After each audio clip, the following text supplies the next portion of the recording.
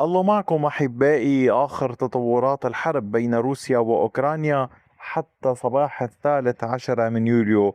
واصل الجيش الروسي عمليات التقدم في جبهات سومي وفي اتجاهات خاركيف، كذلك في جبهات مدينة ليمن وكراماتورسك. ما الذي يحصل؟ تابعوا التفاصيل حتى النهاية كي لا تفوتوا أي معلومة، وتأكدوا من مشاركة الفيديوهات لتستمر القناة بدون دعمكم لن تستمر. حاولوا بكافة الأساليب والطرق دعم القناة كي يستفيد الأصدقاء من هذه المعلومات وتبقى الحقيقة مستمرة.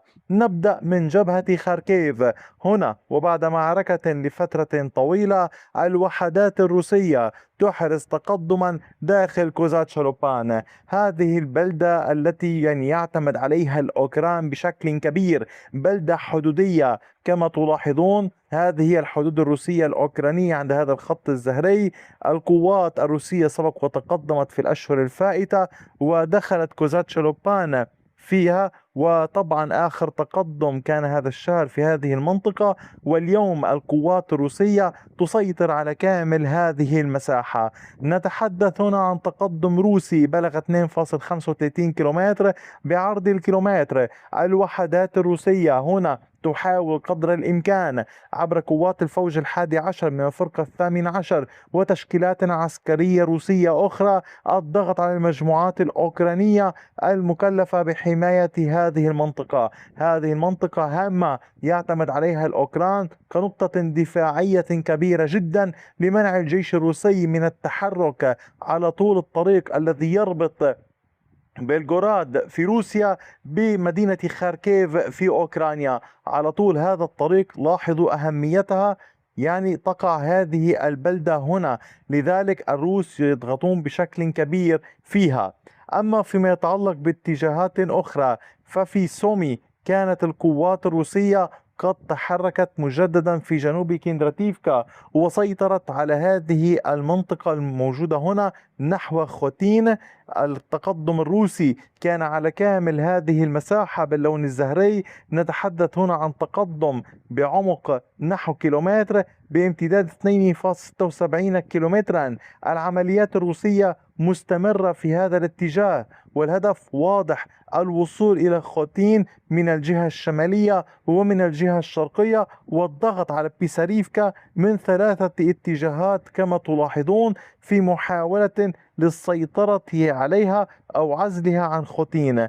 الأوكران يركزون قوة كبيرة في هذا الاتجاه، يحاولون منع تفكك هذا الخط الدفاعي الذي يراهنون عليه في هذه المنطقة كي لا يتقدم الجيش الروسي على طول هذه الطرق وفي منطقة الغابات هنا نحو مدينة سومي الموجودة في هذا الاتجاه إن كنتم تلاحظونها. وبالتالي هذه هي هدف الوحدات الروسية: التحرك ضمن ضمن هذه المناطق، والأوكران يحاولون منعهم من تحقيق كل هذا.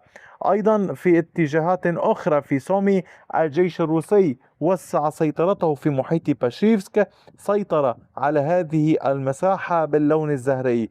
كما تلاحظون عمق التقدم للوحدات الروسية بلغ كيلومترين بامتداد أكثر من كيلومترين. القوات الروسية تواصل التحرك والعمل في هذه المنطقة وتضغط بشكل كبير في محاولة للسيطرة عليها وعلى مناطق أكثر فأكثر. أما الآن نذهب إلى مدينة ليمن وجبهة كراماتورسك. في مدينة ليمن الجيش الروسي يواصل تحسين مواقعه في ظل الهجمات الأوكرانية.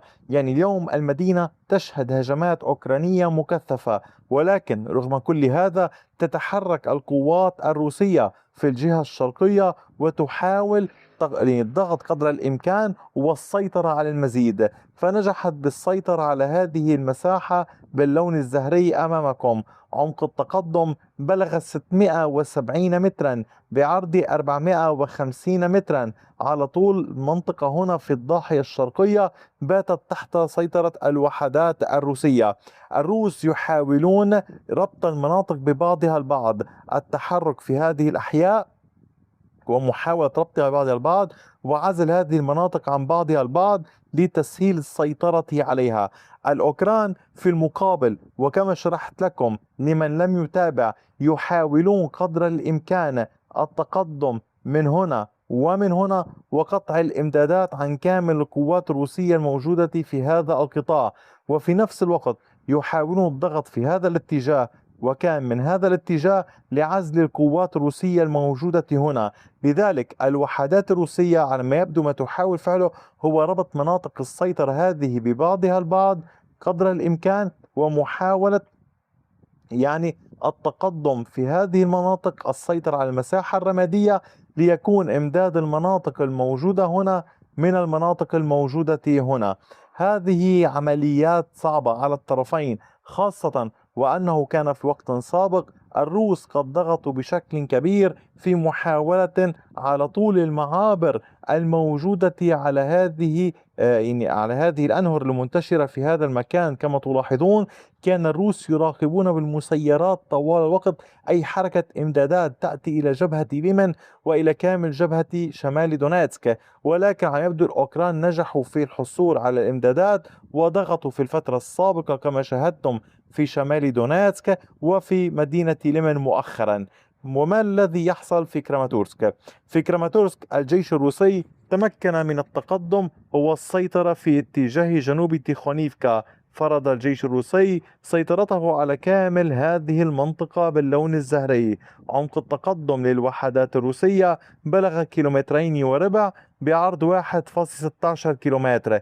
العمليات لا تزال نشطة ومستمرة. الوحدات الروسية لديها قوات إضافية من المتطوعين الموجودين في هذه المنطقة، والقوات الأوكرانية تراهن في المقابل على اللواء 30 الميكانيكي، فيما لا تزال وحدات اللواء 85 مع اللواء 10 سبيتسناز وقوات من اللواء 123 واللواء 88 تواصل الضغط في اتجاه جبهة ري أولكسندريفكا نحو ميكولايفكا. وهنا دعوني أعطيكم بعض المعلومات. الجيش الأوكراني كما تلاحظون كان يعتمد في هذا الاتجاه على اللواء 10 قتال جبلي كتائب منه مع مدفعية اللواء 40 واللواء 54. جرى وضع الكتيبة 214 الكتيبة 152 وكتيبة كتيبة الثامنة من أحد الألوية الهجومية وأحد الوحدات من المركز 17. هنا يجري تعزيز المنطقة هنا من قبل الوحدات الأوكرانية لمنع الجيش الروسي من إحراز أي تقدم في هذه الجبهة. فهذه المنطقة هامة للغاية. الأوكران بعد أن سيطر الروس على ريو ألكسندريفكا يحاولون تنفيذ بعض الهجمات المضادة أحيانا ويحاولون التسلل إلى البلدة مجددا للعودة إليها لإعادة المعارك، فيما لا يزال يحاول الجيش الأوكراني قدر الإمكان مواصلة إرسال قوات باتجاه كالينكي للبقاء في هذه المنطقة في الخطوط الاشتباك القديمة والبقاء بالقرب من سيبيرسك. لديهم هذه العادة سبق وتحدثت عنها. أما المعارك باتجاه كوستانتينيفكا ودوبروبيليا بوكروفاسك وغيرها في زابوروجي ودانيبرو لا تزال قائمة ولكن دون أي تغييرات في خريطة السيطرة. هذا كان كل شيء حتى الساعة. أي جديد سأوفيكم به لاحقا. شكرا على وقتكم الثمين وإلى اللقاء بفيديو آخر.